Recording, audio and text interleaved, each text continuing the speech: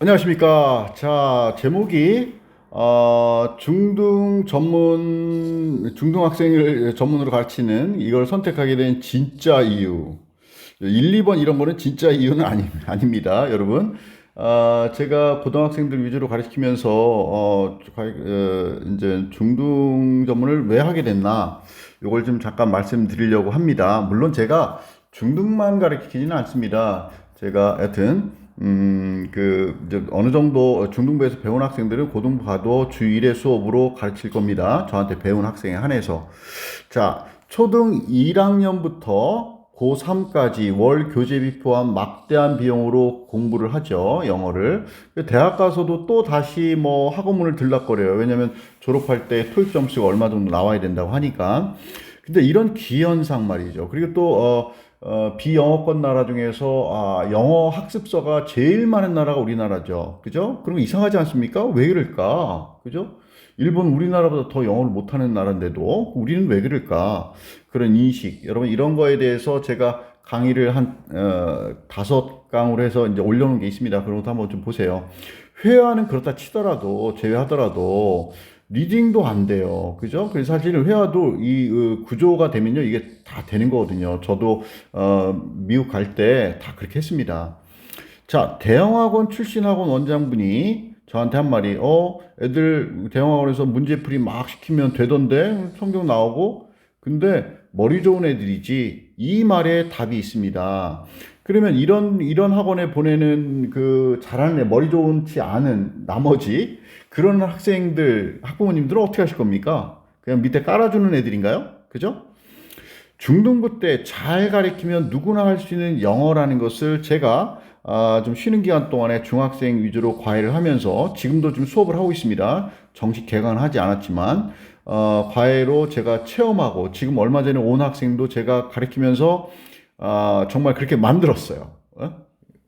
자, 최근 등록한 학생의 경우도 가능함을 또 체험합니다. 의문문, 부정문, 품사 구분에 시간을 투자해서, 그죠? 그렇게 됩니다. 중등부도 아카데믹한 학습이 충분히 되는 걸 발견해서 그래서 제가 간판에 중등 전문이라고 중등만 전문한다라고 못 박는 학원이 간판이 없거든요. 사업적 측면으로 보면 제가 악수를 둔 것이 되겠죠. 그죠?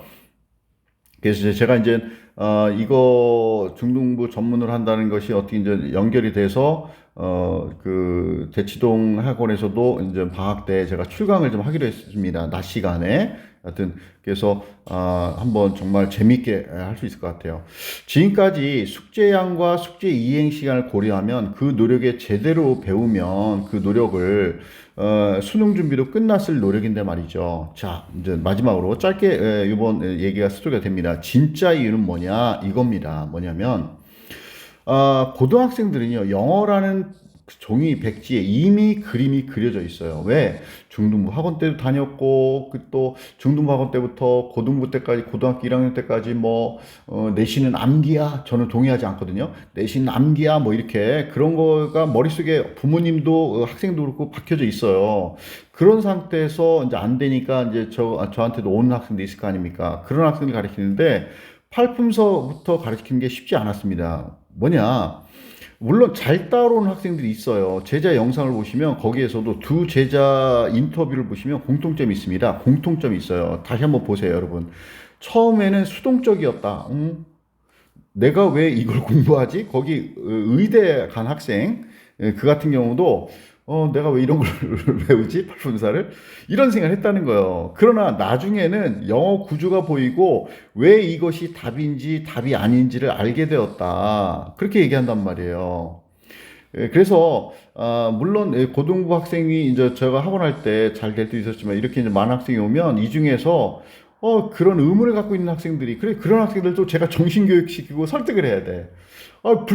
불필요한 노력을 들인단 말이죠. 그런데 이제 중등부 제가 저학년부터 나중에 학원이 잘 되면 제가 초등 한 5, 6학년부터도 하려고 하는데 대치동에서는 5, 6학년부터도 수업을 합니다. 요 방학 때. 그런데 이 그림이 물론 이제 그 학생들도 초등학생, 중학생들도 학원을 다녀서 그림이 있지만 그래도 그림이 옅어. 진하지가 않아요, 그림이. 그러니까 여기에다가 영어의 기본, 영어는 구조어라고 했습니다. 제가 옆에 앞에 한 거, 오부작으로 강의한 거, 온거 듣도록 하세요. 거기에, 그림을 제가 이 하얀 바탕글에다가 팔품사부터 영어는 구조어, 수학 같은 언어, 체계적인 언어, 이거를 그림을 제가 막 찌개, 막 피자도 그리고 막 그릴 수 있단 말이에요.